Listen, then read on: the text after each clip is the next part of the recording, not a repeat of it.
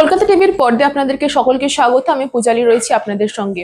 আমরা জানতে পারছি, ভারতীয় রেলের মাধ্যমে জানতে পেরেছি ইতিমধ্যেই ভারতীয় রেলের নতুন তৎকাল টিকিট বুকিং এর জন্য একটি বড় পরিবর্তন এসেছে। জানা যাচ্ছে এই রেল তৎকাল টিকিট বুকিং করতে হলে প্রথমে একটি টোকেন ব্যবস্থা আয়োজন করা হয়েছে।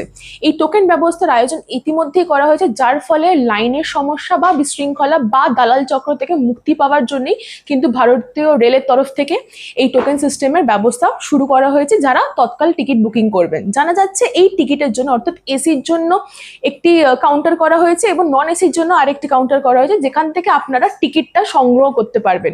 জানা যাচ্ছে এসির জন্য আপনারা যে তৎকাল টিকিট কাটবেন, সেই এসির টিকিট বুকিং যখন হবে, সেই এসির টিকিট কিন্তু আপনাকে 9টা থেকে সকাল 9:30 থেকে 8:30 এসির তৎকাল টিকিট বুকিং এর টোকেন পাবেন কিন্তু আপনারা সকাল 8:30 থেকে 9টার মধ্যে।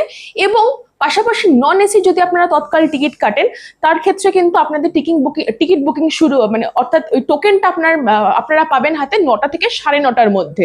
তো দুভাগে ভাগ করা হচ্ছে। এসি যারা তৎকাল টিকিট বুকিং করবেন তাদের জন্য সকাল 8:30 থেকে 9টার টাইম মেনশন করা আছে, এবং পাশাপাশি যারা নন এসি টিকিট বুকিং করবেন তাদের জন্য কিন্তু সময় একই দেওয়া আছে, যেমন 9:30 থেকে 9টা থেকে 9:30টার মধ্যে তারা টোকেন সংগ্রহণ করতে পারবে।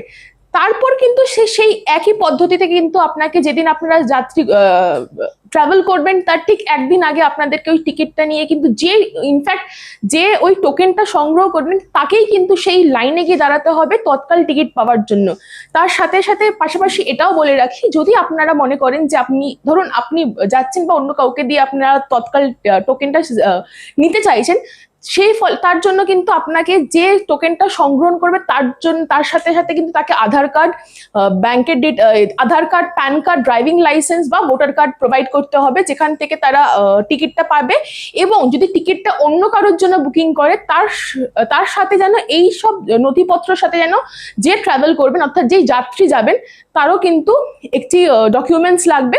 ইতিমধ্যেই ভারতীয় রেলের তরফ থেকে জানানো হয়েছে। পাশাপাশি এটাও জানানো হয়েছে, এই দালাল চক্রের হাত থেকে মুক্তি পাওয়ার জন্য বা বিশৃঙ্খলা যে লাইন সিস্টেমের ব্যবস্থা এতদিন ছিল, তার জন্যই কিন্তু এই নতুন টোকেন সিস্টেমের ব্যবস্থা ইতিমধ্যেই ভারতীয় রেল শুরু করেছেন। এবং পাশাপাশি এটাও বলে রাখি, বুকিং এর সময় সরকার স্বীকৃত বৈধ ছবিযুক্ত পরিচয়পত্রই কিন্তু প্রোভাইড করতে বলেছেন, যেমন Aadhaar card, PAN card, voter card বা ড্রাইভিং লাইসেন্স।